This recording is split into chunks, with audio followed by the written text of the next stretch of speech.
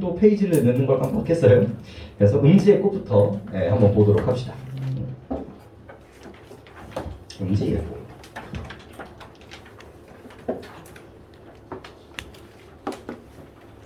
일단 제목에서부터 벌써 느낌이 조금 와야 되거든요. 음지라는 거는 어때요? 음지. 일단 어두움이에요. 이제 양지와 음지, 차가움과 부정적인 공간으로서의 이미지가 만들어지는 거고요. 꽃은 약간 어떻습니까?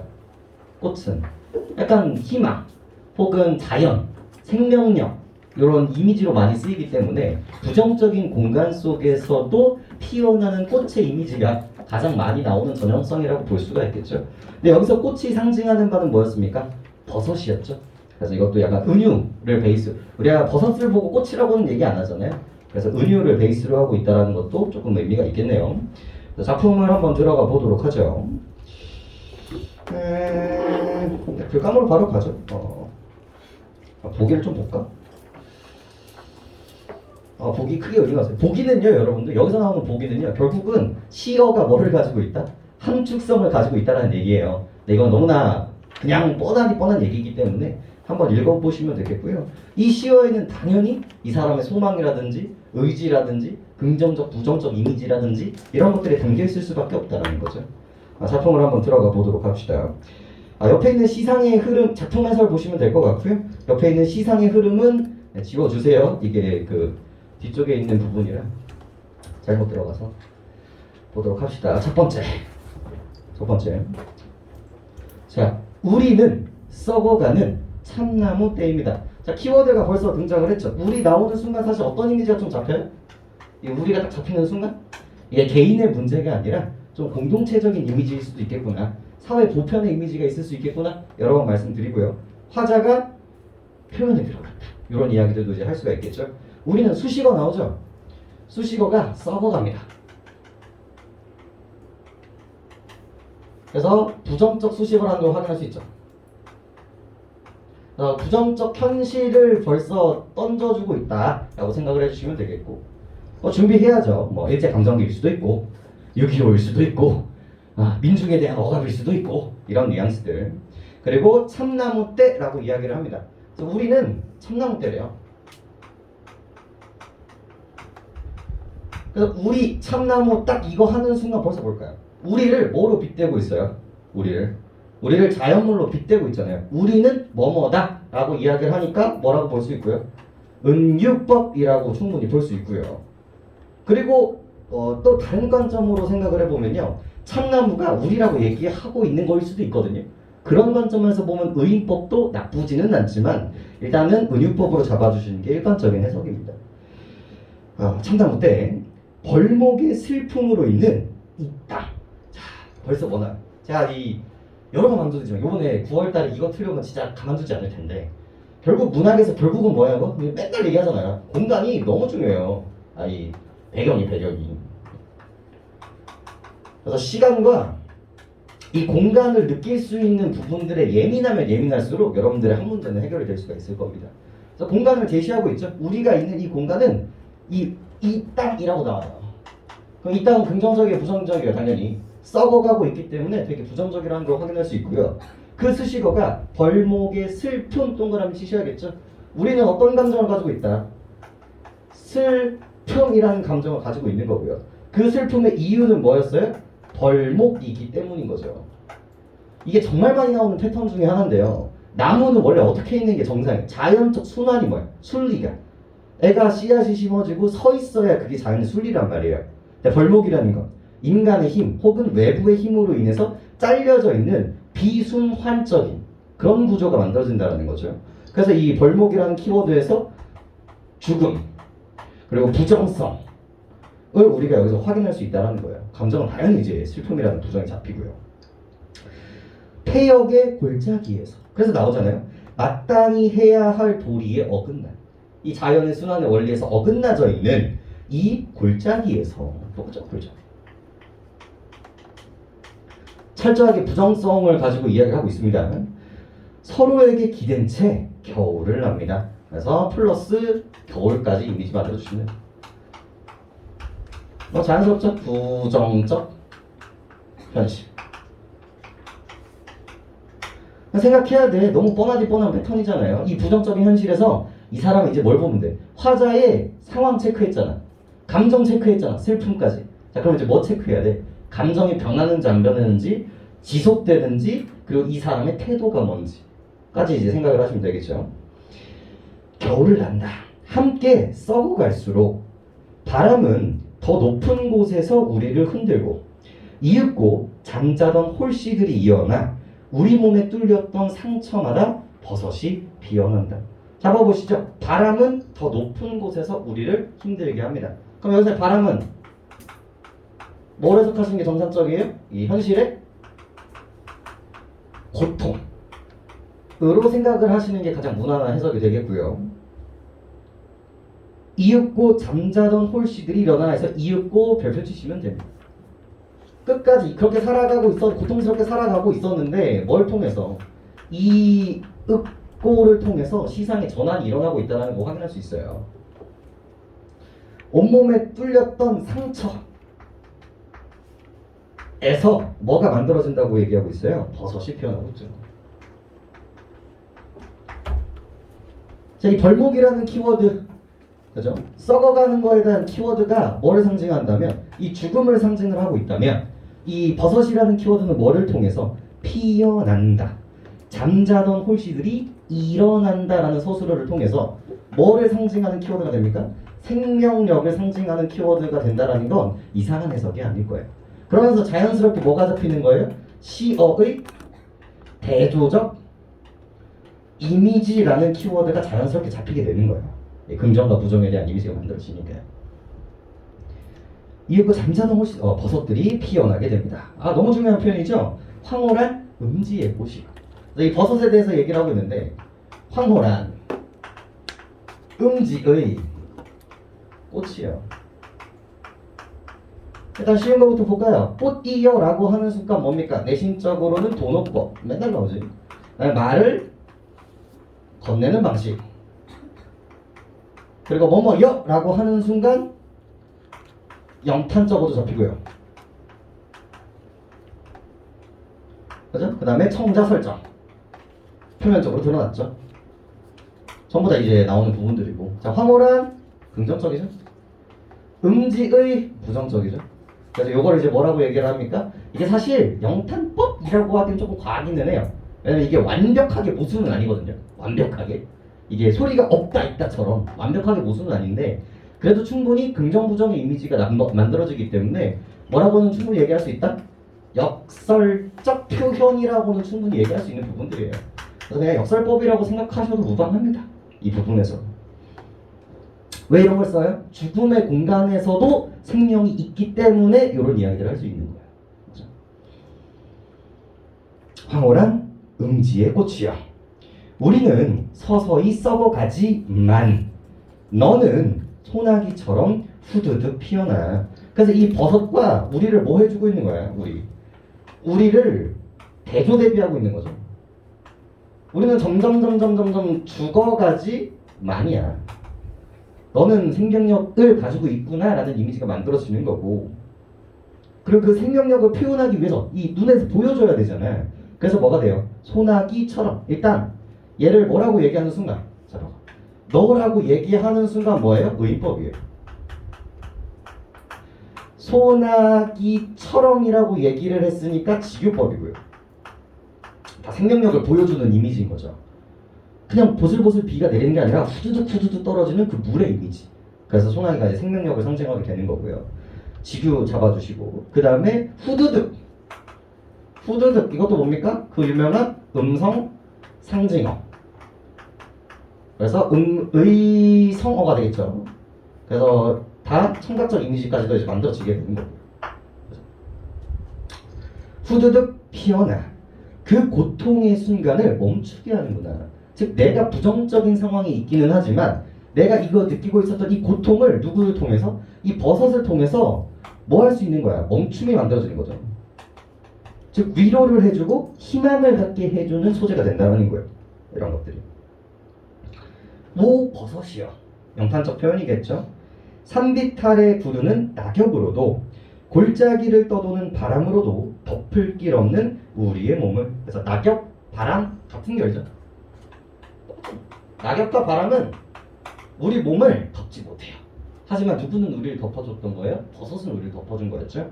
그래서 덮을 길 없는 우리의 몸을 뿌리 없는 너의 도끼로 채우는구나. 그래서 대조도 때려주고요.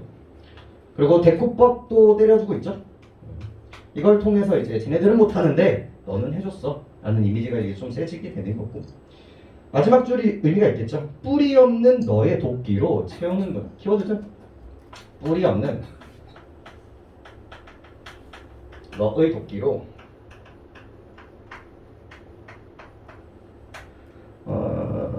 채우는구나. 되게 재미있는 표현이거든요. 이거 그때 제가 첨삭하면서 요 뿌리 없는을 생명력이 없는이라고 해석했다라고 들었어요. 근데 나쁘지 않은 해석이에요. 실제로 그냥 이 줄만 봤을 때 생명력이 없음에도 불구하고 되게 의지적으로 살아간다라고 볼 수 있거든요. 원래 이 줄만 봤을 때는. 하지만 우리가 읽어낸 맥락을 보면 이 버섯은요, 긍정이에요, 부정이에요? 철저하게 긍정으로 해석하시는 게 맞아요. 그래서 얘가 오히려 뿌리가 없기 때문에 더 의미가 있는 거거든요. 그래서 얘도 긍정으로 해석하셔야 돼요. 이 도끼도 뭐로 해석해야 돼? 표면적으로는 되게 나빠 보이지만 우리에게 희망을 주는, 생명력을 주는 긍정으로 봐야 된다는 거죠. 그러니까 도끼도 긍정이기 때문에 뿌리 없는 역시도 긍정으로 해석할 수 있는 여지가 있는 거고요. 이 버섯의 포지션은요, 처음부터 끝까지 뭐예요? 긍정적 포지션을 가지고 있어요. 그럼 이거 문제 내려면 어떻게 할까? 여기에 부정을 살짝 묻히는 거야.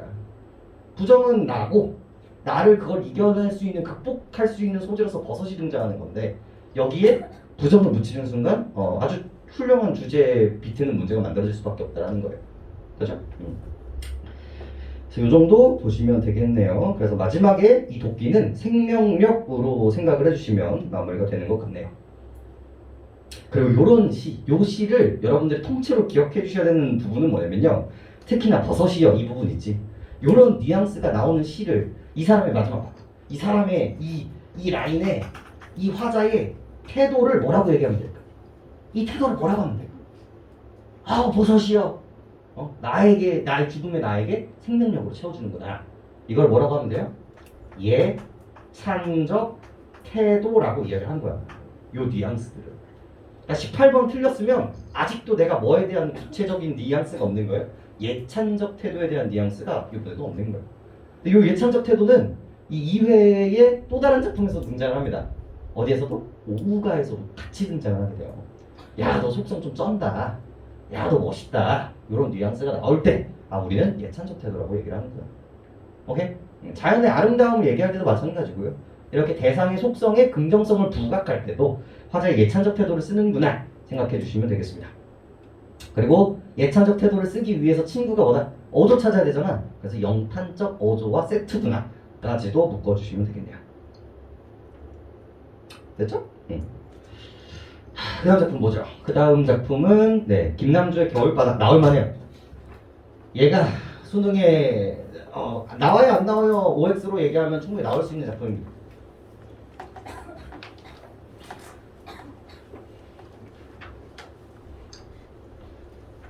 수능은 사실 속성이 좀 애매한 거 되게 좋아해요.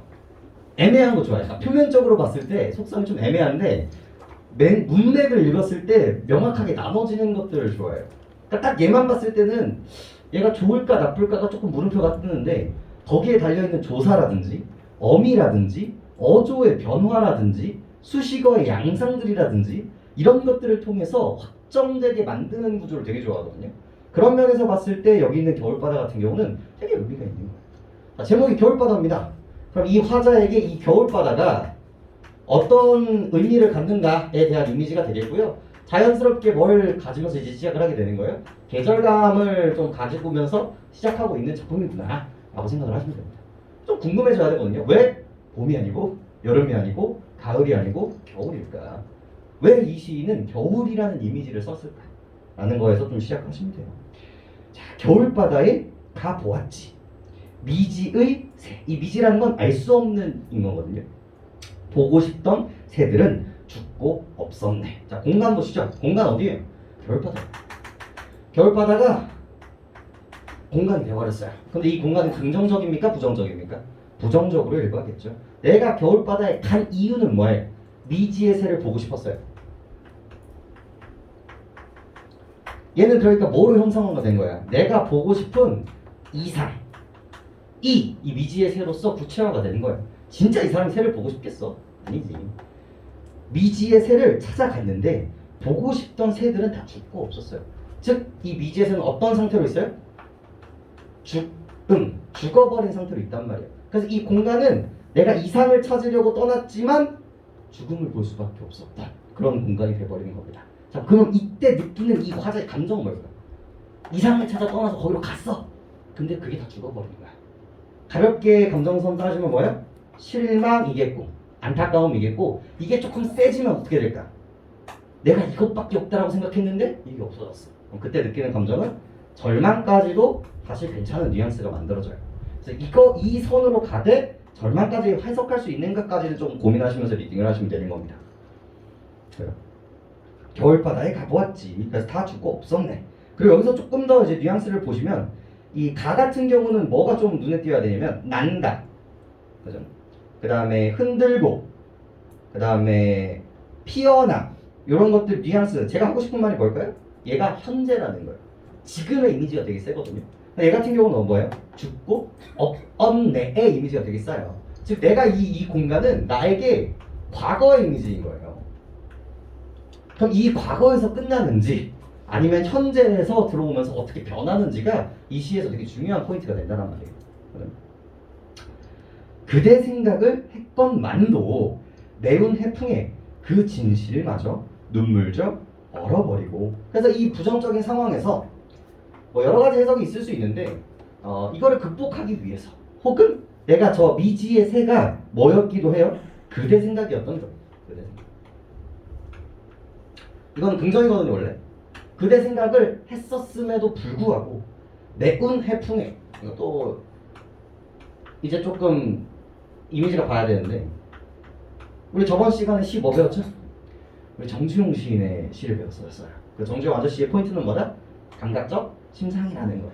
자, 매우는 뭐로 우리가 이미지를 확인할 수 있죠? 맵다, 미다. 자, 해풍의 이 풍은 뭡니까? 포인트는 바람이겠죠? 그리고 우리는 납득하기 조금 어려울 수 있지만 바람은 주로 뭐로 해석하기도 한다? 촉각으로 해석을 하기도 한다. 원래 촉각으로 느껴야 되는 해풍을 맵다라고 표현을 하고 있으니까 촉각을 미각화라고 이야기를 하면서 얘를 뭐라고 던져줘야 된다? 공감각적 심상이라고 봐도 이상한 얘기는 아닙니다. 예. 매운 해풍에, 그 긍정이야 부정이야? 부정적 이미지가 되겠죠. 매운 해풍에 그 진실마저 눈물져 얼어버리고. 새 죽었죠. 그대 생각 쓸모 없어졌죠. 요것 때문에 나의 진실, 그대를 사랑한다라는 그 진실마저 얼어버렸어요. 여기까지도 아주 절망적이고 부정적입니다. 상황이 조금 더 유지되고 있고요. 허무의 불, 물이랑 위에 불 붙어 있었네. 이 작품에서요, 물과 불의 상징성은요 되게 중요합니다. 이미지를 좀 볼까요? 내가 바다를 보러 갔어요. 무슨 일인지 모르겠지만 미지의 나의 이상을 찾기 위해서. 왜? 현실에서 내가 이상이 없거든. 그리고 조금 더 세속적으로 해석을 하면 너와 헤어지는 거야. 너와의 이별을 잊기 위해서, 혹은 너와 다시 만나기 위해서 내가 바다에 갔는데 그게 이루어져요? 안 이루어져요? 안 이루어지고 있는 상태라는 거죠. 그래서 내가 바다를 바라보고 있었던 거야. 바다를 바라보고. 근데 바다를 바라보고 있었는데 뭐가 위에 있는 거야? 불이 이렇게 붙어 있는 거야. 근데 이게 수식어가 어때요? 허무의 불이에요. 허무의 불. 그래서 얘의 이미지는요, 나의 과거라고 생각하시면 됩니다. 과거. 그리고 그 아래 근데 뭐가 있어요? 물이 있죠. 또 나와요. 불과 물을 굳이 이렇게 잡아온 이유가 뭘까요? 왜 바다 위에 불이 떠 있다고 얘기했을까? 그래서 아까 전에 잡았던 대조적 시어를 가지고 시상을 전개하고 있다는 건 또다시 이제 동일해지는 부분들이 되는 거고요. 자, 여기까지가 시작입니다. 처음에 겨울바다는요 철저하게 부정적이고요. 그 바다 위에 뭐가 있어요? 허무함. 나의 이 열심히 살아왔고 뭔가를 이상을 추구하려고 했지만 결국은 다 죽어버리고 얼어붙어 버리는 나의 현실의 절망감이 상징화된 게 이 허무의 불이었던 거예요. 근데 지금부터 느낌이 조금 달라집니다. 나를 가르치는 건 언제나 시간. 끄덕이며 끄덕이며 겨울바다에 섰었네. 갑자기 내가 뭐 됐어? 가르침을 받았어요. 그리고 그 가르침을 끄덕이며라는 이 수식어를 통해서, 행위를 통해서 뭐 하고 있다? 순응, 받아들임 혹은 깨달음으로 표현할 수 있는 행위를 하게 되는 겁니다. 끄덕이며 끄덕이며 겨울바다에 섰었네. 그럼 뭘 깨달은 걸까요? 남은 날은 적지만, 요걸 이제 뭐로 할 수 있어요? 뭘 깨달았냐면요, 내가 이 바다가 우리에게 뭘 가르쳤냐면 남은 날이 적어 라는 것을 깨닫게 해준 거예요. 이게 뭐예요? 요게 삶의 유한성. 뭐 여러 가지로 해석할 수 있지만 이 자연이 인간한테 주는 여러 가지 메시지들이 있는데요, 그 중에 하나가 삶의 유한성이에요.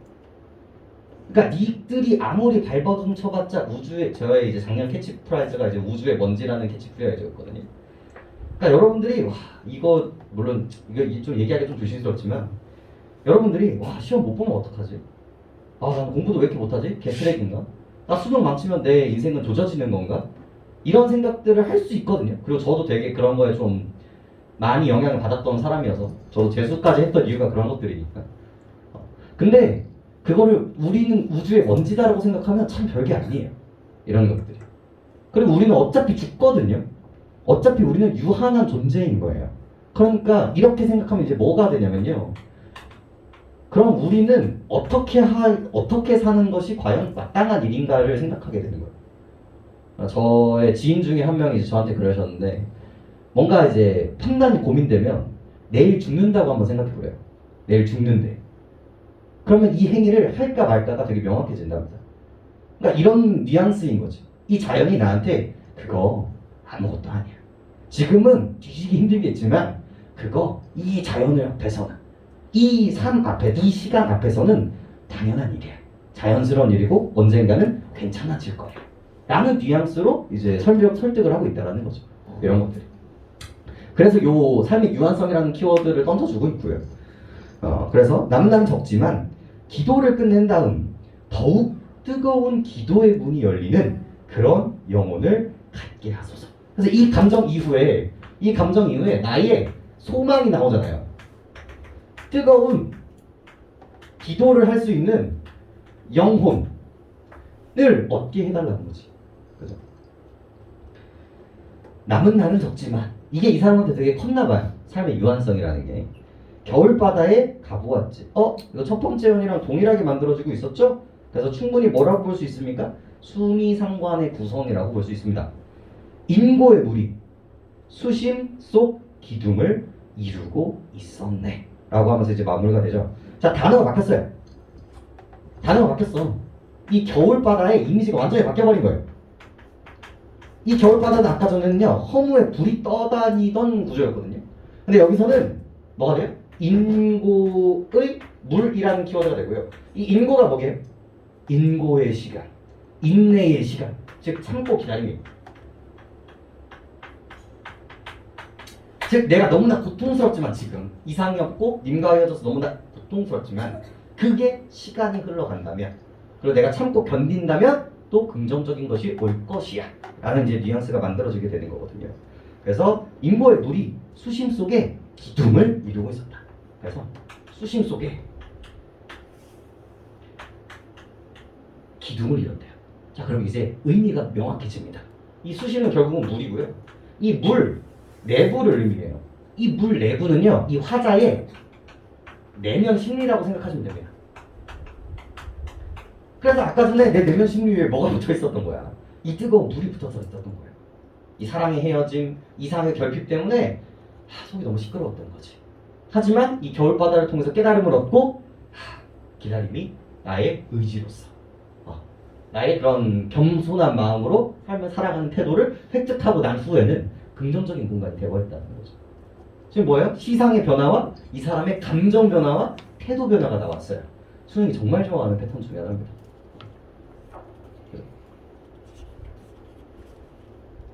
그래서 이 공간, 그 다음에 시간, 과거에서 현재로 바뀌었죠? 그죠?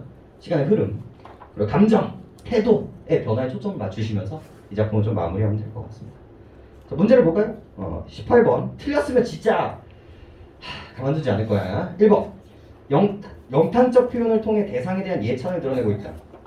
나에는 예찬적 태도는 없거든요. 근데 가에는 너무나 명확하게 드러나고 있고요. 제발 외우세요. 이런 것들을 영탄적 표현이랑 예찬이라고 하는구나. 암기야. 요 소재를 통해서. 2번. 나는 계절의 순환에 따른, 벌써 틀렸죠? 이미 처음부터 뭐예요? 겨울에서 겨울로 끝납니다. 감정 변화, 대상의 변화 양상은 충분히 그럴 수 있어요. 처음에 부정적인 양상에서 긍정의 양상으로 바뀌었으니까요. 3번. 가는 나와 달리 과거형 진수를 사용해. 그러니까 이런 문제가 나오는 이유가 뭐다? 시간감의 문제다. 전에 말씀드렸어요. 시간을 확인하기 위해서는 세 가지 부사어, 어제, 오늘, 그제, 모레 이런 것들. 그 다음에 수식어, 지나가던, 지가다, 먹을, 먹던, 먹는 이런 것들을 통해서. 그리고 제일 많이 쓰이는 거 선어말음이.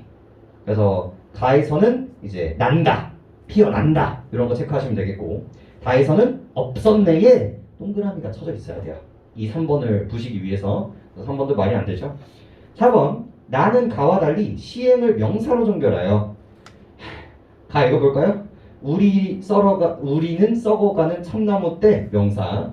벌목의 슬픔으로 서 있는 이 땅 명사. 찍으시면 안 돼요. 가도 명사형 종결이고요.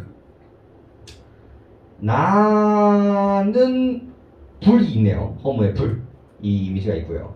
그 다음에 5번. 가와 나는 모두 밝음과 어둠을 대비하여 주제의식을 강화하고 있다. 가에 어두움은 있습니다. 음지라는 단어 자체가 되게 어두워요.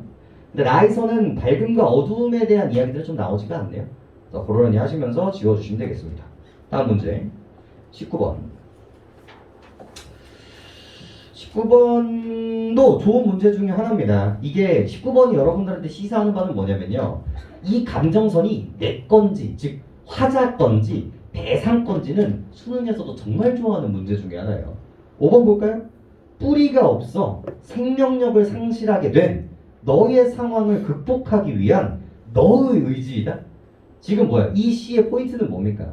부정성을 가지고 있는 내가 너를 보면서 의지를 갖게 되는 게 포인트인 거예요.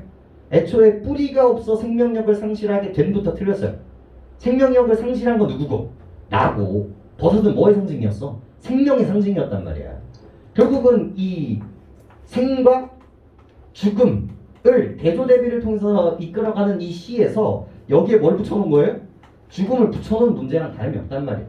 그것도 화자와 그 대상 요거를 섞어서 이제 문제를 출제했다라고 보시면 되겠죠. 그래서 요거는 너무 중요하고요. 그 다음에 20번도요 되게 똑똑한 문제 중에 하나인데 4번 볼게요. 정답이 됐던 4번이 C의 태도를 심화하면서 반복된 행동을 통해 별 5개죠. 삶의 유한성을 극복한 모습을 보이고 있다. 이거 시험장에서 보면 충분히 동그라미 치고 넘어갈 만 하거든요. 충분히. 근데 문제는 뭘까? 나머지만 다 맞아요. 전부 다 맞는데 삶의 유한성 때문에 틀려요. 이 사람이 극복한 건 뭐예요?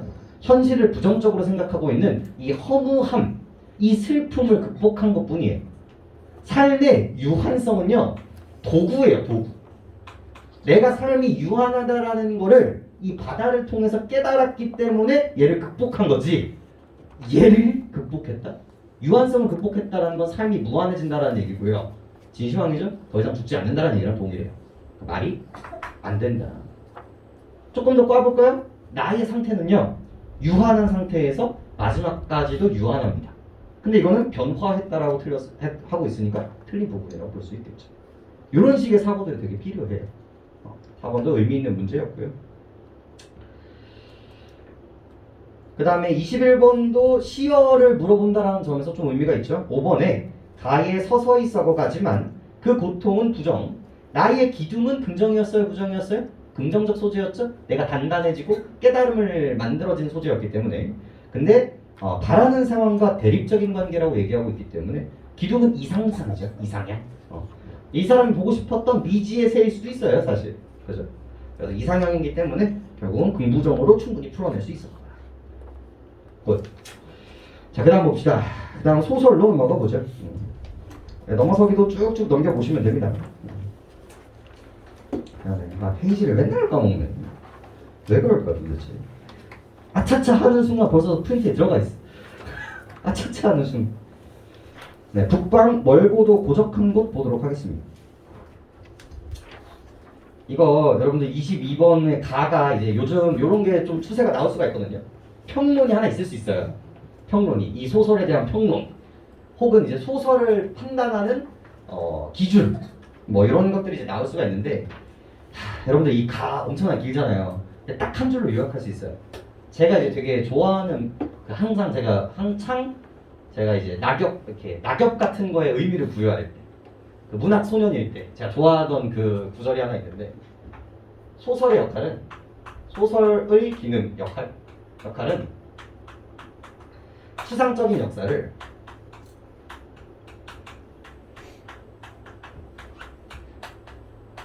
구체적인 현실로 만드는 일. 아주 유명한 구절이 있습니다. 이게. 봐봐. 그리고 요즘은 이게 뭐 크게 의미가 없거든요. 요즘은 되게 다양하니까. 근데 일제감정기, 6.25 이런 시대에 살고 있었던 사람들은요. 뭘 되게 중요하게 생각했냐면요. 현실을 고발하는 걸 되게 중요하게 생각했어요. 뭐 리얼리즘 이런 것들이 이제 같은 결인데 봐봐. 일제감정기 하면요. 어떤 이미지예요? 그러니까 되게 그냥 일본이 우리를 억압했구나 해서 그냥 끝나는 워딩인 거야. 그걸 세계 2차 세계대전. 그러니까 우리는 그냥 한국인이니까 일제 감정기가 조금 그래도 좀 와닿지만 2차 세계대전, 1차 세계대전, 나치의 유대인 대학살만 해도 남의 일이에요 이게. 그러니까 와닿지가 않는단 말이야. 그 사람들이 느꼈었던 고통들이라든지 감정들이 그냥 우리가 추측할 수 있는 것뿐이지. 근데 그거를 뭐를 통해서? 그러니까 역사는 그냥 대학살을 당했다 해서 끝나는 거야. 거기서 팩트로 몇백 명이 죽었다 해서 끝나. 근데 소설은 어떻게 해줘요? 그거를 구체적인 현실로 눈에 보여주게 되는 거예요. 그래서 이 지식인들은요, 그래서 소명의식이 있었어요. 이 일본 놈들의, 이 6.25의, 이 민주주의의 억압을 내가 이 글로 남겨서 이 시대와 함께 고민을 하자라는 의지가 있었던 거예요. 소명의식이 있었던 거지. 그런 글을 쓰는 사람들한테는. 그래서 그 얘기를 이렇게 길게 얘기를 해주는 거예요. 그러면서 뭐와 뭐를 이제 매칭을 하면서 이 자연과 인간을 비교를 하면서 이야기를 하고 있는 거예요. 우리 고전 소설에서도 그런 얘기 되게 많아죠. 유구한 혹은 의구한 자연은 변하지 않는데 영웅들은 혹은 사람들은 간대없구나. 그래서 여기는 불변성의 이미지가 만들어지는 거고 거대함 여기는 가변성의 이미지가 만들어지는 거예요. 여기서도 똑같아요. 역사는 그냥 흘러가요. 우리가 아무리 발버둥을 쳐도요 그 다음 세대가 온단 말이야. 하지만 그 디테일을 보는 건 우리 인간들의 노력이란 말이죠. 그 이야기가 여기에 담겨 있어요. 그래서 소설을 볼 때는요, 그 경제도 미시거시가 있는 것처럼 전체를 보느냐, 이 개인을 보느냐처럼 소설을 보는 것도 크게 보느냐, 작게 보느냐의 결들이 있어요. 이걸 평론을 하는 데 있어서. 그래서 역사를 얼마나 잘 넣는가, 혹은 이제 개인을 어떻게 이제 굴리는가. 그 얘기들을 이제 하고 있는데, 좀 가볍게 한번 읽어봅시다. 황석영은 북방 멀고도 고적한 곳은 역사적 사건과 개인적 삶의 틈을 다룬 소설입니다. 역사를 거대 담론이 주목하는 역사적 사건을 중심으로 바라볼 때 인간의 삶을 온전하게 파악하기는 어렵습니다. 따라서 역사는 개인적 삶이 복원될 때 진정한 의미의 연속성을 회복할 수 있습니다. 이 소설은 역사적 사건 저변에 잠재되어 있는 개인적 삶을 복원하려는 인물들의 행위에 초점을 맞춥니다. 자, 이거 보면서 뭐 떠올리시면 정말 좋을까요? 우리 최근 모의고사 중에요. 뭐가 있냐면 노래와 이야기라는 시가 하나 있었어요. 기억나요? 혹시? 무슨 내용인지 기억나? 시를 쓰는데요. 가사가 있고요. 근데 가사만 쓰면요. 요즘은 뭐야? 가사만 쓰는 거예요. 거기에다 뭘 붙여놔야 돼? 노래를 붙여야 얘가 힘을 받는다는 거야. 하지만 노래만 있으면 어때요? 상처를 받아요. 감정만 있어가지고 상처를 받는 거야. 그래서 여기다 뭐까지 집어넣어야 돼? 이야기까지 넣어야 돼. 구조가 완전히 동일해요. 역사만 있으면요. 뭐가 결여되어 있는 거야? 개인이 결여되어 있는 거야. 즉 역사와 개인이 합쳐져야 뭐가 된다? 진정한 의미의 가치가 만들어질 수 있다라고 지금 제시하고 있는 거랑 완전히 동일하거든요. 소재는 바뀌어요. 하지만 구성은 거의 동일하게 나올 수 있다는 점을 알려드리고 싶어서 지금 같이 보고 있는 거예요. 저는 가보죠. 소설에 등장하는 산천에 대한 묘사와 인물들의 언급은 개인의 삶을 주목하지 못하는 현실을 상징적으로 보여준다. 지금 우리 비문학처럼 읽어야 되잖아요. 산천, 그러니까 주변 풍경에 대한 묘사야. 그리고 인물의 발화들은요, 뭐가 된다? 개인이 아니라 집단이 된다는 거죠. 그래서 문제 어떻게 나오게요? 집단을 얘기하는데 개인을 얘기한다는 문제가 나올 수밖에 없는 거예요. 봐봐. 여기까지만 읽고 어디를 보시냐면 25번 잠깐 볼래요? 25번. 물론 이렇게 풀면 안 되지만 25번에 3번 볼게요. 흙과 돌더미가 드러나는 척박한 야산과 산의 맥이 끊기면 안 된다는데, 즉 산은 자연을 의미하잖아요. 그럼 이거는 개인을 언급하는 거겠어요? 역사를 언급하는 거겠어요? 역사를 언급하는 거예요. 그럼 여기다 뭐라고 얘기하면 돼? 개인의 삶을 우선시한다. 그러니까 이게 3번이 엄청나게 어색해야 된다는 거예요. 그러니까 시간이 없으면 이렇게 풀면 돼요. 시간이 없으면 맥락까지 확인 안 해도 되니까. 이런 문제가 나올 수밖에 없다라는 거 생각하시면 되겠고요. 좀 더 가보죠. 청년의 등장은 역사를 온전하게 복원하려는 시도로 연계가 됩니다. 청년과 노인의 만남으로 인해 역사적 사건에 배제된 개인의 사연이 소환되기 때문이죠. 노인과 청년의 끊어질 듯 이어지는 침묵과 대화를 통해 힘들게 들추어지는 것은 별의별 일, 즉 개인적인 일들이고요. 전쟁과 개인의 정념을 억누르는 인습 등이 역사를 구성하는 거대 사건에 해당한다면, 정말 중요한 거거든요. 전쟁, 인습 이런 것들이 역사라면 별의별 일들은 거대 사건들에 의해 훼손된 개인적 삶을 구성하는 요소입니다. 개인의 삶이 역사적 사건에서 소외됐다는 점은 전쟁으로 인한 희생의 전모를 그 다음 세대가 온전하게 알지 못했다라는 사실로 나타납니다. 지금 수능이 되게 좋아하는 어투를 마련해주고 있어요. 그러면 개인이 소외받았다라는 말은 뭐를 의미할까? 즉 역사는요, 큰 덩어리들은요 기가 막히게 기억해요. 큰 덩어리들이요. 그죠? 근데 그 세부에 있었던 개개인들은 조명을 해요, 안 해요? 안 한단 말이에요. 즉 이 거대한 덩어리는요 그 다음 세대로 넘어가지만 이 개인의 이야기는요 그 다음 세대로 이어지지 않는 거예요. 그래서 이 청년이 노인으로부터 자신의 부모님에 대해서 이야기를 들었을 때 이것만 이었던 이야기가 개인의 이야기까지 조명할 수 있다는 점이죠. 이게 바로 뭐다? 회복이고 화합이고 통합이고 이 사람이 생각하는 문학의 가치라고 얘기를 하고 싶은 거예요. 이 소설을 쓴 사람들. 들어가 봅시다. 노인의 증언을 통해 드러나는 것은 전쟁이 개인의 삶에 미친 영향입니다. 소설에 등장하는 몇몇 단서를 통해 짐작할 수 있는 것은 청년의 부모에 관한 사연입니다. 청년 아버지는 밑줄이죠. 자신이 가담한 단체 활동에 연루되어 이념 대립에 첨예한 전쟁 상황에서 희생된 인물로 보입니다.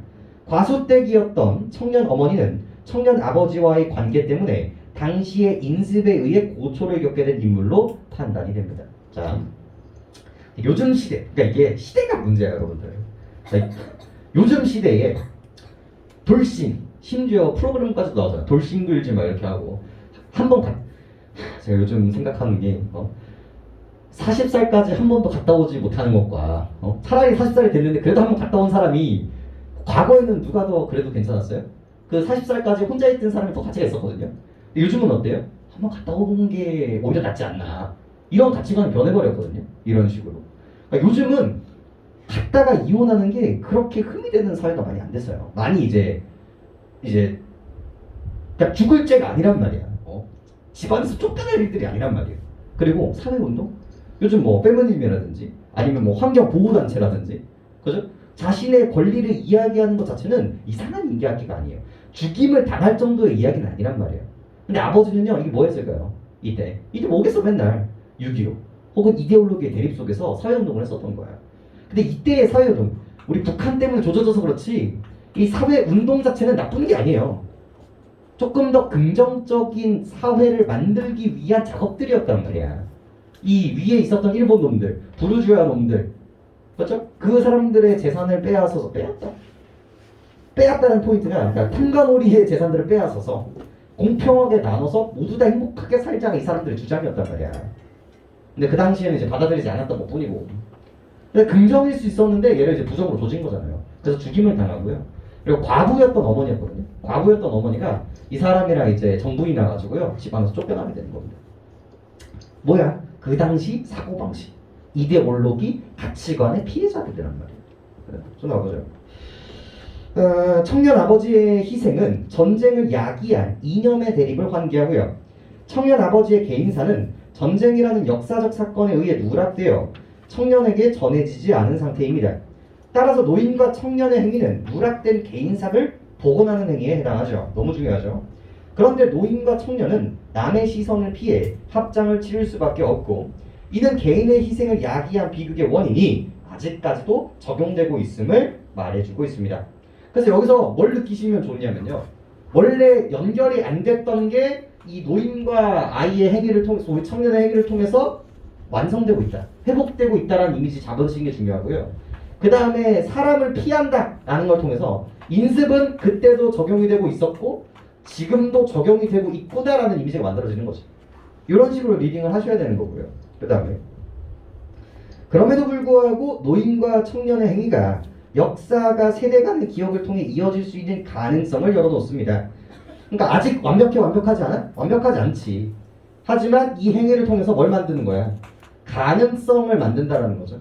이런 게 있어야, 1이 있어야, 지금은 부정 100이라고 해도 이게 0과 100보다 1과 99가 훨씬 더 좋은 사회라고 이 사람이 얘기하고 있는 거야.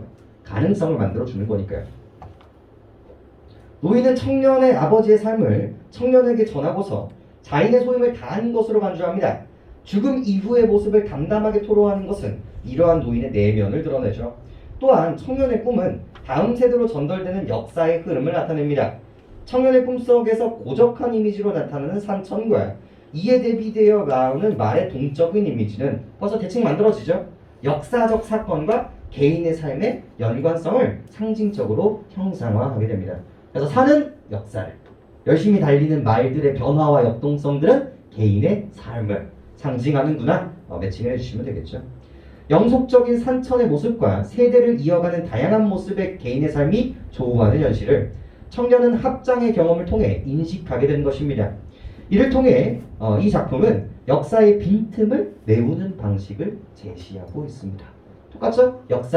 역사로서는 완벽할 수 없기 때문에 그 빈틈을 개인의 삶을 통해서, 이 개인의 삶을 그 다음 세대로 전달하는 것을 통해서 완벽하지는 아니더라도 이상적으로 만들 수 있다. 짧아요. 단편소설이기 때문에 줄거리가 이렇게 많지 않은 거예요. 사실 이거 나올래요 안 나올래요 라고 얘기하면 두 가지 이유로 안 나옵니다. 첫 번째, 너무 짧아요. 하이라이트 부분이 마지막 구절밖에 안 남았거든요. 그것만 이제 얘기해 주시면 되고요. 두 번째로 현대소설은 딴 작품 남음이 높습니다. 그래서 이제 있는데 그 당시에 이제 사고방식을 좀 보려고 이제 알려드리는 거죠. 자, 이야기의 시작은요. 이 마을에 한 청년이 찾아오면서 시작을 합니다. 이 청년은요, 검은색 옷을 입고 있어요. 자, 우리가 검은 옷을 입는 이유는 뭐겠어? 상을 당했다라는 거겠죠? 상을 당하면서 이제 시작을 하는 거예요. 그리고 이 청년은요, 검은 옷에다가 라면 상자 하나를 갖고 옵니다. 이 라면 상자 안에는요, 어머니의 유골함이 담겨 있어요.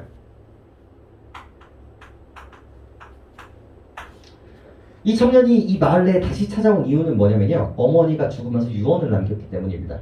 아버지와 한 곳에 합장을 하고 싶구나. 그 유언을 이제 하기 위해서 이쪽으로 왔고요. 여기 와서 이제 어머니가, 그럼 이제 아들 모르잖아요. 어머니가 어디 살았고 어디에 합장을 해야 되는지 모르잖아요. 그래서 어머니가 어떤 한 노인을 찾아가라고 합니다. 배민성 노인을 찾아가라고 얘기를 해요. 이 청년은요, 마을을 돌아다니면서 이 배민성 노인이라는 사람을 이제 수소문하기 시작을 합니다.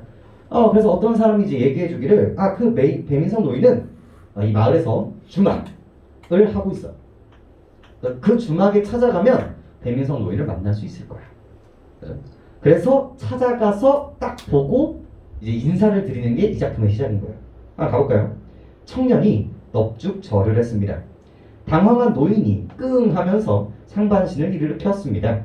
노인은 흐트러진 머리를 쓸어 넘기며 고개를 드는 청년을 바라보았습니다. 누구시던가? 저는 감나무집 하며 그 사이를 떼는데 노인이 심하게 기침하기를 시작했습니다. 아랫배에서 물은 덩어리가 끓어올라 온몸을 훑고 터져나온 듯한 기침 속에서 봐봐. 이게 듯한 보이세요? 듯한? 이거 원래 전지적 작가 시점이거든요. 이거. 근데 되게 뭐라고 얘기하고 있어요? 되게 추측하고 있죠. 그러니까 끌어올랐다가 아니라 끌어올른 듯한 기침을 했다야. 끌어올랐는데 이 사람이 왜? 잊고 있었던 과거의 그런 상처와 아픔을 이 아들을 통해서 생각이 났기 때문에 이런 행위로 표현이 된 거거든요. 근데 듯한인 거예요. 그러니까 전지적 작가 시점임에도 불구하고 어떻게 바라보고 있어요? 되게 관찰적으로 바라보고 있다는 거. 이 서술자는요, 최대한 자신의 감정들을 부여하는 것이 아니라 이 사람들의 양상을 객관적으로 보여주고 싶기 때문에 이런 얘기들을 하고 있는 거거든요. 뒤에서 한 번 더 얘기하고요. 알겠네. 어디서 본 듯 하더니만. 그러니까 딱 강나무까지만 얘기를 했는데 이 이야기에서 흘러가게 되죠.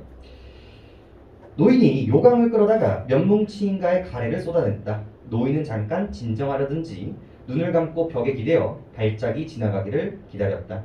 자네가 찬식이 잔재란 말이지. 네, 쏙 뺐구만. 그러면서 찬식이라는 인물이 등장을 하죠. 이 청년과 배민성 사이에 누가 있는 거야? 찬식이라는 이 아버지가 이제 존재를 하는 거고, 이 배민성에게는 이제 친구라고 생각하시면 됩니다. 이 사이에 아버지의 이야기가 담겨 있죠. 청년이 고개를 푹 수그렸다. 노인은 몇 번이나 숨을 길게 내쉬었고 청년이 말했다. 사흘 전에 어머님께서 결세했습니다. 여기에 온 이유가 되겠고, 노인이 다만 다시 한참을 기침을 터뜨렸다. 그분이 꿈에 보이더니 장례는 치렀나? 미닫이 밖으로 고개를 돌렸다. 모셔왔습니다. 안으로 모시기나. 노인이 흐트러지지 않는 자세로 고개만 끄덕였다. 청년이 라면 상자를 윗목에 놓자 멍하니 지켜보던 노인이 말했다. 아, 답답하다. 감정을 동그라미 치는 버릇들이라고 했었죠. 이 사람이 얘를 보면서 느끼는 감정이 뭐예요? 답답함이에요. 왜 답답할까? 이 가족들이 이렇게 헤어질 수밖에 없었던 이유에 대한 생각을 하고 있기 때문에 그래요. 역사의 폭력성. 노인의 눈이 그늘 속에 반짝였고 그는 옷을 입었다. 걸음걸이가 불안정해 보였고 노인은 눈을 감고 단정히 앉아서 생각에 잠겨 있었다. 눈을 감은 채로 노인이 말했다. 임종 때 무슨 말씀 없으시던가요? 까막골 얘기를 들었습니다. 공간 만들어졌죠? 아버님과 합장, 같이 묘를 부탁했고요. 그리고 배 선생님에 대해서도 저는 아무것도 모릅니다. 그럴 테지. 봐봐, 청년은 그거에 대해서 왜 이렇게 되는지 알아야 몰라요. 모르고 있단 말이에요. 그리고 이 노인이 그걸 말해줌으로써 역사에 결핍되어 있던 부분들을 채워준다라는 게 가에서 드러나고 있었죠. 저녁 들어갈까요? 밖에서 노파의 목소리가 들려왔고요. 아니야, 그보다도 나갈 일이 있어. 당신 수삼 먹고 가세요. 알았소. 아침에 일어났고 가보세. 두 사람은 밖에서 나갔대. 중략하고요. 이리로 질러가게 동네 것들 만나면 번거로우니. 아까 전에 제시했던 아까 전에 그 시대의 억압이 아직도 지속되고 있다는 걸 확인할 수 있고요. 그리고 이 노인이 다른 사람들과는 좀 다르다라는 것도 확인할 수 있겠죠. 보편성을 가지고 있는 사람들이 아니라 이 천식이라는 인물의 되게 긍정적인 이미지를 가지고 있다는 것도 확인을 할 수가 있겠고요. 노인이 지팡이로 돌담이 둘러진 원편의 논두렁기를 가르쳤습니다. 저 쓰잘데기 없는 나무들을 보게. 그러면서 이제 묘사가 나오죠. 노인은 논두렁 옆에 개울가로 무성이 자라나 통행을 방해하는 아카시아 덤불을 지팡이로 툭툭 쳤다. 개울 위쪽에는 붉은 흙과 돌더미가 드러난 척박한 야산이었다. 이런 것들 뭐라고 부릅니까? 배경 묘사라고 이야기를 하죠. 참 낙엽송이며 회나무며 솔도 많았지만 산골이 심란하이. 청년이 노인의 말에 동의했다. 전방에는 아예 산이 주저앉아 버린 데도 있습니다. 산에 맥이 끊기면 안 된다던데. 위로 오를수록 논이 없어지고 등성이를 깎아 일군 방에 층계처럼 잇따라 나타났다. 밭이 끝난 곳에는 아카시아의 덤불도 끝나 있었고 시로라기 같던 물줄기도 땅 아래로 숨어 들어가 있었다. 다만 축축하게 땅 위에 썩은 나뭇가지와 함께 물때가 푸른색으로 덮여 있었다. 자, 이런 묘사와 이런 워딩을 하는 이유가 뭘까요? 산이 이렇게 있는데 여기가 뭐처럼 보여지는 거예요? 끊어짐. 그 다음에 표현들이 어떻게 나와? 그 다음에 척박함 으로 나온단 말이에요. 그래서 역사가 지금 어떻게 되고 있어? 고통받고 있는 거야. 전쟁으로든 뭐 이데올로기로든 뭐로든 지금 고통받고 있는 거거든요. 근데 엔딩 부분에 이게 뭐가 나오냐면요. 이 산에 노을이 져요. 그래서 여기에 빨갛게 물들리거든요. 이게 빨갛게. 그래서 이 산이 뭐로 의미해요? 산이 역사를 의미해요. 이 노을의 이 붉은색을 뭐라고 얘기하냐면 이게 바로 그 찬식이의 이 개인의 한의 색깔이 아니겠느냐라고 이야기를 합니다. 그래서 이 끊어지는 이 부분에 노을이 들어와서 이 한을 만드는 게 아까 전에 가에서 언급을 했었던 이 역사에 뭐를 건지는 거예요? 개인의 속성을 던지고 있는 거예요. 그럼으로써 이게 이제 완벽해진 그런 구조를 이제 가지고 있는 게 이 작품이거든요. 그 다음에 좀 더 가볼게요. 노인이 주변을 돌아보면서 말했습니다. 밭고랑 위에서 바짝 붙어서 땅이 겨우 알아볼 만큼 불쑥 올라온 부분이 있고 그 위에 때를 입혔던 흔적이 보였습니다. 풀이 흉하게 돋아났는데 드문드문 들꽃이 섞여 있었죠. 멀뚱히 서 있는 청년에게 노인이 말했습니다. 뭘 해? 인사 올리지. 하고 붉어진 눈으로 노인이 코를 풀었고 청년이 못내 어색한 형상으로 삼배를 올렸습니다. 그들은 나란히 앉았고 그렇지 않아도 소식이 없으면 내가 이장을 할 생각이었네. 요놈의 맞춤한 자리가 있어서 여기 물이 나서 못 쓰겠어. 그런 것 같아. 나도 거기쯤 자리 잡을래네. 이런 것들을 통해서 이 찬식과 배민성의 관계를 우리가 확인할 수 있어요. 자기가 친구이기 때문에 물이 있는 이 자리가 불편하다는 걸 알고 매장을 하고 싶었고 심지어 거기에 자기도 같이 묻히고 싶다는 소망을 드러내고 있죠. 긍정적 관계라는 거 체크할 수 있고요. 노인이 웃었다. 웃음의 끝트러미에는 짧은 기침이 있고요. 자네 모친이 먼저 가시다니 자네가 이렇게 장성하고 여기를 찾을 동안에 온갖 사연이 많았을 것에 세상에는 별의별 일들이 많으니까 요즘은 왜 이렇게 뒤숭숭한지 모르겠어. 선상 묘를 파야겠군요. 뭐 반나절이면 2장까지 끝나겠구만. 처음에는 나 혼자 밤에 묻었으니까요. 밤에요? 그렇지. 밤에 자네 붙인 시신을 내가 아무도 몰래 수습했지. 나중에 다시 입관시키라고 고생했네만. 이거 다 밑줄이거든요. 그 당시의 시대 상황을 우리가 확인할 수 있다는 거예요. 왜? 왜 그 당시 과거에는 이 아버지의 시신을 몰래 묻었어야 하는가? 이게 납득이 돼야 여러분들이 소설을 잘 읽는다라고 얘기를 하는 거거든요. 시대적 배경. 얘는 뭐 했기 때문에? 사상운동, 사회운동을 했기 때문에 빨갱이 새끼인 거야. 빨갱이 새끼. 그래서 얘랑 친구하면 어떻게 돼? 너도 빨갱이야? 너 빨갱이 숨겼지? 라고 하면서 잡혀간단 말이야. 나만 잡혀가면서 끝나는 게 아니라 우리 집안 사람들까지도 피해를 받는단 말이에요. 그러니까 그걸 드러낼 수 있어요? 없어요? 없단 말이야. 그래서 이 사람이 몰래 이렇게 하는 게 너무나 당연하다 라고 생각하시면 되겠고, 언덕 위에는 들판과 골짜기가 한눈에 내려다 보였습니다. 숲 위로 지붕이 보였는데 기와집 한가운데 보였고 나무가 솟아올려 있었습니다. 그곳에 시선을 주고 있던 청년이 말했죠. 저기가 감나무 집입니까? 우리 아까 오프닝 때 얘기했었죠? 실제로 공간이 이동해져요. 이 주막에서 아버지 묘죠. 그 다음에 이 감나무 집으로 이제 이동을 하면서 엄마에 대한 이야기들도 이제 아저씨가 이 노인이 이제 하게 되는데, 자네 모친의 시가였네. 깔끔한 분이셨어. 깔끔하다는 건 여러분들 그 물리적으로 깨끗하다는 얘기가 아니라 성품이 좀 곧고 바르고 좋은 분이었다 라는 뜻입니다. 두 분의 고향이 아니네요. 내 고향도 아닐세. 아주 옛날에 내가 젊어서지 학교를 해본다고 내려와서 주저앉았네. 자네 부친이 여기 온 건 일 때문이었지. 그래서 이 고향이 아닌 이 곳에 아빠가 온 이유에 대해서 알게 되는 거예요. 여기서부터 뭘 알겠다? 학교일. 자, 지금 학교일 한다라고 하면 되게 좋죠. 교육의 일이란 말이야. 근데 그 당시 지식인들, 사회운동을 하던 지식인들은 지식의 힘, 즉 윗대가리와 아랫대가리가 양반과 백성들에게 격차가 나는 이유가 뭐야? 여기는 공부하고 여기는 개같이 노동하기 때문에 그런 거야. 세종대왕님이 개같이 힘들어했던 이유가 뭐예요? 왜 신하들이 반대를 했어? 글자를 알면 뭐야? 기어오른다는 거야. 그래서 나의 백성들에게 글자를 주겠다. 그게 이제 맞는 자유의 방향이라고 세종대왕께서는 알고 있었던 거지. 그 차이 때문에 학교 운동을 정말 많이 했어요. 학교, 병원, 이 아랫계층들의 혜택을 주는 운동들을 많이 했었단 말이에요. 학교 운동을 해서 내려왔구나.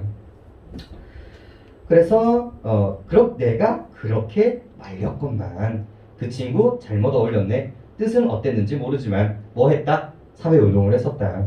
청년은 땅과 구분할 수 없는 비스듬한 묘를 물끄러미 바라보았습니다. 이것도 폭력이거든요. 원래 묘라는 건 어떻게 해야 돼요?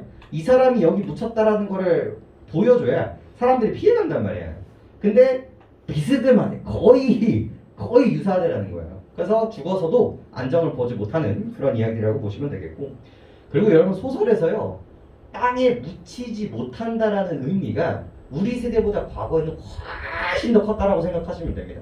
그래도 지금은 우리가 죽은 다음에 시신은 과학적으로 죽음이라는 이미지가 되게 세잖아요. 그러니까 과거보다 현실에는 영혼이라는 이미지가 되게 약해졌어요. 사후 세계의 이미지가 되게 과학적으로 증명이 안 되기 때문에 그 가치가 되게 많이 떨어진 시대란 말이에요. 근데 과거에는 그런 거 알아 몰라. 모른단 말이에요. 그래서 영혼에 대한 믿음이 엄청나게 셌어. 그러니까 시신이 땅바닥에 굴러다니거나 이렇게 아무렇게나 묻혀있다는 행위 자체가 엄청나게 큰 일이었단 말이에요. 그래서 막 고전 소설에 그 어머니의 시체라든지 부인의 시체들을 묻히지 못하는 게 되게 한이 되는 이유들도 그런 결들이라고 생각하시면 됩니다. 그래서 그 녀석이 은근한 정부인한 건 나도 몰랐지. 이게 바로 뭡니까? 과부와의 사랑 이야기예요. 과부와의 사랑 이야기. 어머님이 여기 떠나시던 일을 들었습니다. 새벽이던가 그이는 머리를 감추려고 수건을 깊숙이 쓰고 있었어. 자네 부친이 급고를 당하고 이틀 만에 계약. 시댁이 대단한 사람들이었으니까 죽은 자는 언제나 젊고 살아당한 고초가 더하지. 그래서 시대에 핍박을 당했던 이 엄마 아빠의 모습을 보여주고 있습니다. 그래서 그 다음에 나오는 이야기들이 전부 다 뭡니까? 이 노인이 아무것도 몰랐던 이 아이에게 해주는 이야기들. 그래서 역사에 개인의 이야기를 던지는 이야기들. 그리고 마지막만 보시면 되겠죠? A만 보겠습니다. 다시 어디로 돌아왔어요? 다시 이제 노인의 집으로 돌아옵니다. 노인 집으로 들어와서 잠을 잤는데 여기서 이제 청년이 꿈을 꾸죠? 그 꿈의 내용은 뭐예요? 커다란 산이 있고 말 좀 어려운데?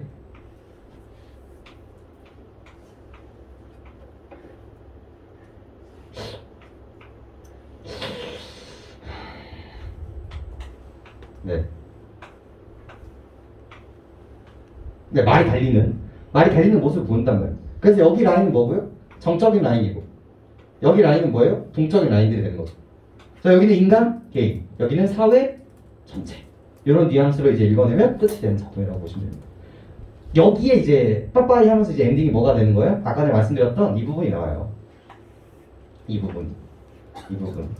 그래서 저기 있는 저 끊어진 산의 이 노을이, 이 붉은 빛이 너희 아버지 이 찬식과 너희 어머니의 한의 색깔이 아니겠나 하면서 끝나요, 소설이. 그 다음에 엔딩. 그래서 요 대사가 의미하는 바만 조금 생각하시면 이 작품은 끝이 납니다. 그 당시 시대적 이미지도 좀 체크하시면 되겠고요. 문제로 가볼까요? 22번. 나에 대한 설명으로 가장 적절한 것은, 자, 여러 번 말씀드려요. 제발 인지에 대해서는 알고 계셔야 돼요. 정보를 알았다 몰랐다는요, 여러분들이 항상 체크하시고 업데이트해야 되는 부분들이란 말이야. 1번. 청년은 아버지의 묘지에 대한 무관심한 태도를 고수한다? 무관심하지 않았죠. 청년은 노인을 통해 부모님에 관한 이야기를 일부러 듣는다는 맞거든요. 처음 듣는다? 아니야. 어머니한테도 어느 정도 듣기는 했어요. 그러니까 이제 여기로 온 거고. 3번. 노인은 청년 어머니의 과거 행적에 대해서 너무 중요하죠. 연민을 드러낸다. 이런 소설에서 등장하는 라인들. 우리 연민을 얘기했던 가장 최근 작품이 뭐였을까요? 연민을 얘기했던 가장 최근 작품. 일제감정기가 끝나고 이 남아있는 일본인들한테 보여주는 이 노을이 그 잔등. 이 부정적인 현실에서 어떻게 하면 시대가 회복할 수 있는가를 지식인들은 얘기해주고 싶었거든요. 근데 그 대부분의 그 해결책들이 관심, 연민, 공동체 의식인 경우들이 되게 많았어요. 이런 것도 이제 보시면 되겠고. 3번이겠죠. 4번. 청년 어머니는 노인의 일에 관여했다는 이유로 아니죠. 누구랑 사랑을 빠졌기 때문에 사회운동을 했었던 남편과 사랑을 받고 애까지 뵙기 때문에 쫓겨나는 그런 구조가 되겠고. 5번. 노인은 청년 부친의 죽음을 초래한 일에 동참함으로써 말렸죠? 그리고 말렸기 때문에 거리를 조금 뒀기 때문에 살아남았다라고 생각하시면 되겠습니다. 23번에 가는 너무 대놓고 얘기하고 있어요. 5번 그대로 받아주시면 됩니다. 정적 이미지와 동적 이미지를 대조했고요. 부모의 사연을 통해 역사적 의미를 인식하는 청년의 내면을 드러내고 있다. 지금 전 후의 변화인 거야. 처음에는 몰랐기 때문에, 디테일하게 몰랐기 때문에 역사와 개인이 떨어져 있었죠. 근데 이제는 알았잖아. 그럼 이제 개인과 역사가 어떻게 돼요? 합쳐져야 된단 말이에요. 그것을 꿈을 통해서 이미지화했다라고 보시면 되겠습니다. 그리고 이 작가가 앞으로 어떻게 해야 되는가를 전달하는 메시지이기도 하고요. 24번 이것도 결국 뭐게요? 공간감이에요, 여러분들. 공간감. 기억이 합장이고요. 니은이 수습이거든요. 3번 볼까? 기억은, 합장은, 니은, 수습한 곳에서 행해질 것으로 예측된다. 아니지. 수습된 곳은 지금 좋아요, 나빠요? 물이 있는 공간이란 말이야. 합장은 어디게? 노인이 저기 괜찮은 데가 있어. 거기로 이제 가겠죠. 이런 공간감들이 소설에서 얼마나 중요한지 보시면 되겠고, 25번은 아까 전에 말씀드렸죠. 이 개인과 이 사회를 비트는 게 주제의식이었기 때문에 3번 같은 문제가 나올 수밖에 없다. 상은 역사인데 개인이라고 얘기를 하고 있으니까 틀렸습니다. 예, 끝났다 가죠. 10분 쉬었다가 다음 작품으로 가봅시다.